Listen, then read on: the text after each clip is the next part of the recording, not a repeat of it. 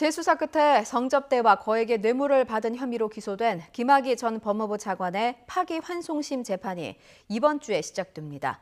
공소시효가 지나서 성접대는 단죄도 못하고 유죄가 나온 일부 뇌물 혐의만 다시 심리하는데 한동호 기자가 쟁점을 짚어봤습니다.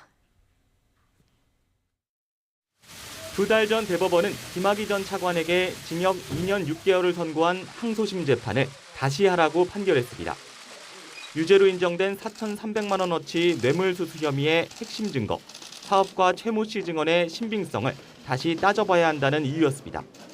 검찰이 증인신문 전 최 씨를 면담하며 회유나 압박을 했을 수 있다는 변호인 측 주장이 받아들여진 건데 결국 김 전 차관은 재수감 8개월 만에 보석으로 풀려났습니다. 판결 어떻게 생각하세요? 김학의 동영상 속 본인 아니라고 생각하세요? 대법원은 무죄 취지로 2심 판결을 깬 건 아니라면서도 검사가 파기환송심에서 구체적인 방법으로 회유나 압박이 없었다는 점을 증명해야 한다고 했습니다. 검찰은 최 씨를 다시 법정에 불러 신문해도 김 전 차관의 유죄를 입증하는 데는 문제가 없다고 자신합니다. 증인 사전 면담은 사건 사무규칙 등 각종 법령에서 허용하는 적법한 절차고 당시 최 씨를 회유하거나 압박할 이유도 전혀 없었다고 주장합니다.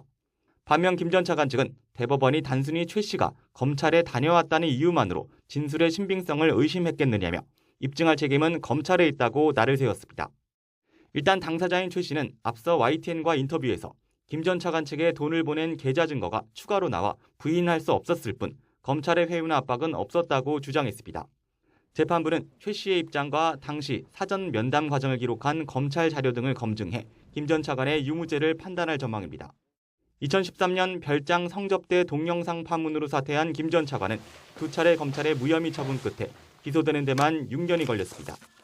재판에서도 성접대와 3억 원대 뇌물 혐의는 공소시효 만료와 증거 부족 등의 이유로 대부분 면소나 무죄가 확정됐습니다.